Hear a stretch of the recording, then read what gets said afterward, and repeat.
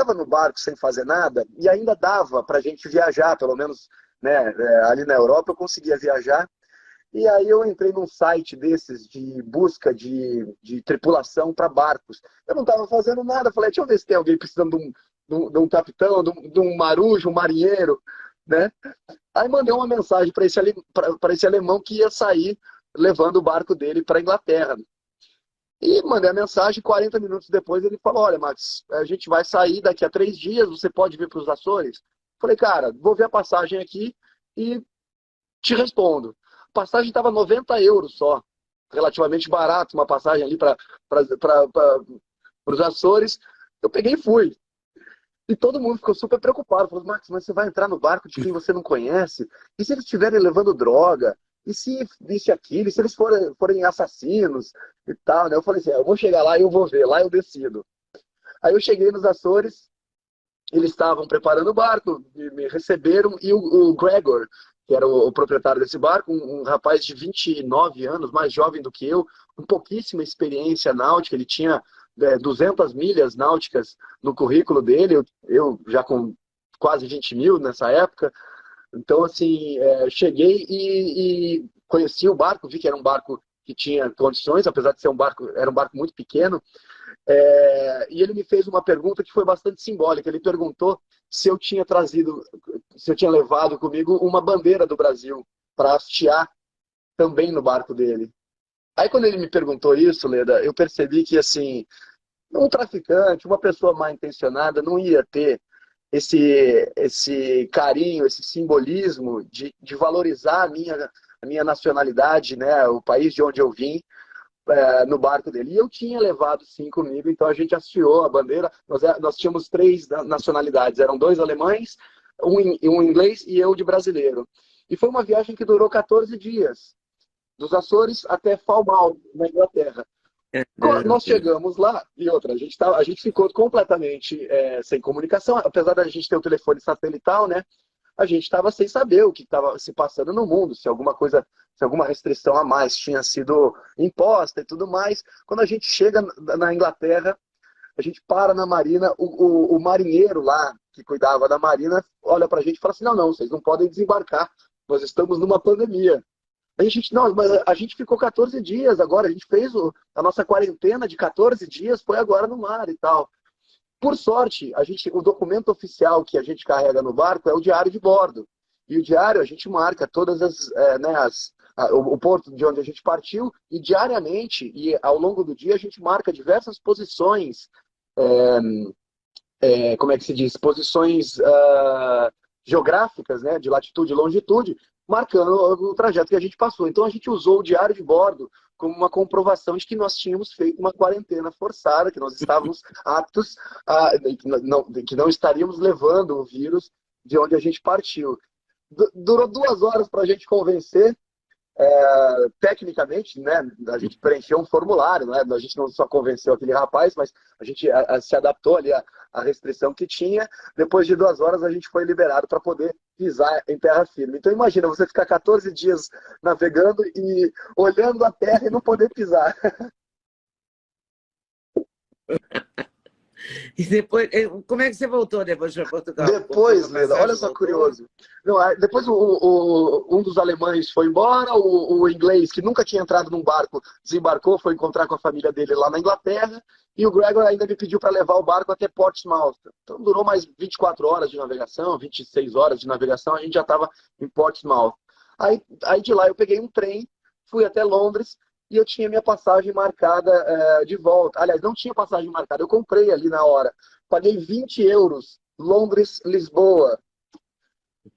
Então, assim, as pessoas... Isso, voltando àquele assunto que a gente estava conversando, né, sobre a questão financeira, eu acho que, assim, ao longo das minhas viagens, eu vou descobrindo maneiras mais eficientes e mais econômicas de viajar, de viver, de aproveitar a vida.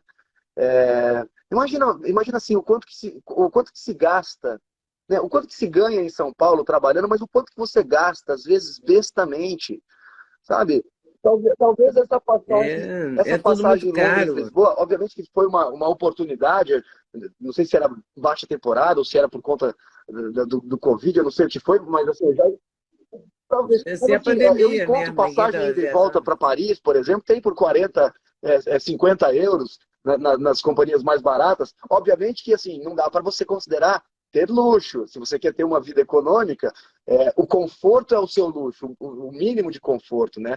Então, assim, o meu barco é um barco que não é um barco luxuoso. Eu tenho, apesar de eu ter bastante espaço, né? São 3 cabines, 2 banheiros que eu tenho, ou 2 casas de banho, como diz lá em Portugal. Eu tenho ali um espaço muito confortável para viver, mas é um barco de 1996, não é um barco novo, não é nada é, disso que as pessoas possam imaginar do luxo que se é ter uma lancha, um iate, não. É um veleiro, o veleiro navega com o vento, ou seja, a gente também economiza para poder se deslocar. A gente costuma dizer que velejar é a maneira mais cara que se tem para conhecer o mundo de graça. Porque é isso, a gente não usa combustível fóssil, mas assim, o barco demanda também algumas despesas, que eu até acho que é muito próximo de uma casa. Despesa de uma casa. Morar num apartamento é mais econômico. Morar numa casa, você tem que cuidar do telhado, você tem que cuidar, às vezes tem uma fossa, às vezes tem uma grama, tem vários aspectos ali da casa que você tem que cuidar. Se você tem uma piscina, então tem que limpar a piscina. O bom é que no mar a gente não precisa limpar, no barco não precisa limpar a piscina.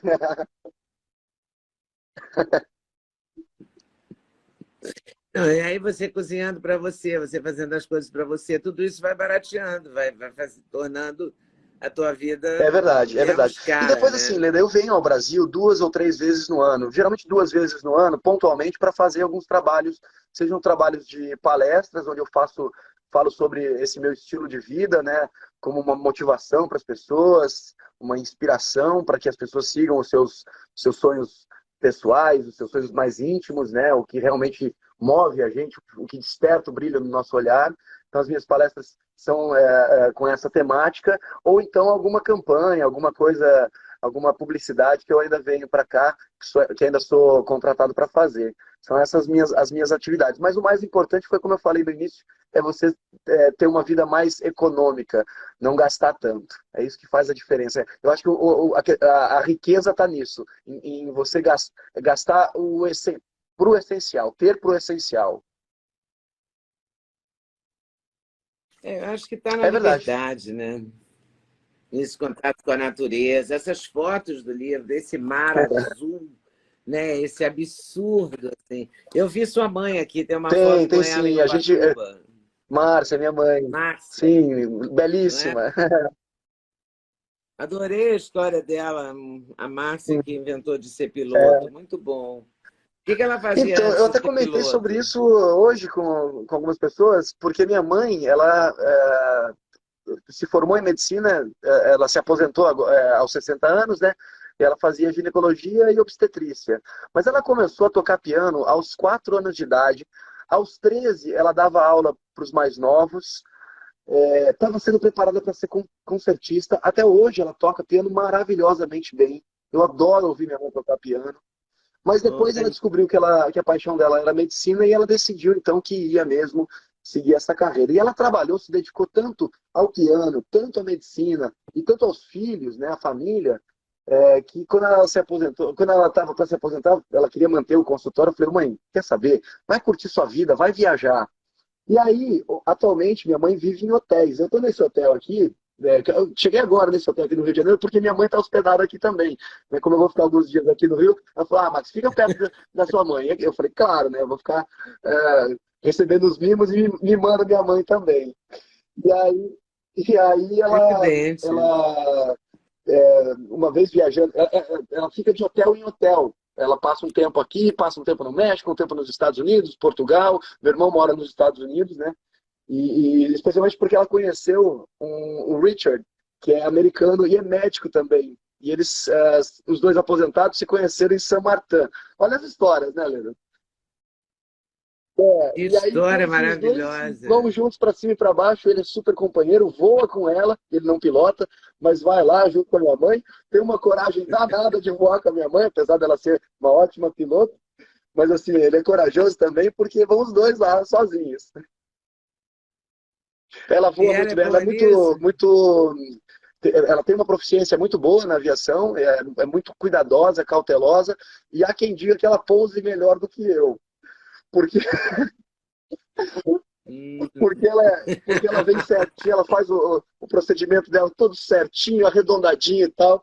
Obviamente, assim, eu sou um pouco mais precipitado. Obviamente, eu vou com segurança, eu vou já há mais de 13 anos, né? 2007 que eu tirei a carteira, aos 22, então assim, já tem tempo que eu voei o Brasil todo, voei na Amazônia, voei em todos os lugares, né? Em condições muito difíceis e tal. Mas eu depois do voo, quando eu estou chegando, eu já quero chegar logo. Apesar de ter uma coisa que a gente fala que assim, todo pouso é uma arremetida mal sucedida. Porque o piloto, o pessoal morre de medo, Ah, né, é? do avião arremeter, essas coisas, e na verdade a arremetida é um procedimento É. normal na aviação quando não se tem certeza ou confiança de que o pouso vai ser um pouso bom. Seja ele você arremetendo no ar ou depois de tocar o solo. Mas a gente diz que o pouso ele é uma arremetida forçada. O pouso é uma arremetida mal sucedida, porque você vem para arremeter. Ou seja, você vem para qualquer problema tirar o avião e botar o avião de volta para voar, de volta no ar. Então, se você de repente percebe que ele tocou o solo e que ele ficou e que você tem espaço suficiente ali para parar o avião, então você pousa. Não, não pode ter. Exatamente. Precisa Uma das arremeter. coisas que a gente evita é ter a compulsão pelo pouso, né? Nesse caso.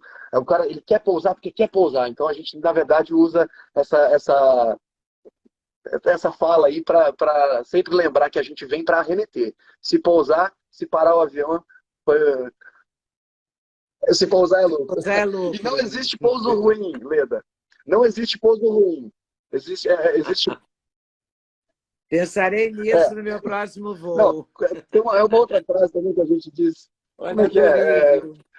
Enfim, o pouso bom e o pouso excelente. O pouso bom é aquele que o piloto, depois de tocar o solo, consegue sair andando do avião. O pouso excelente é aquele que ele sai andando e que o avião ainda pode ser utilizado.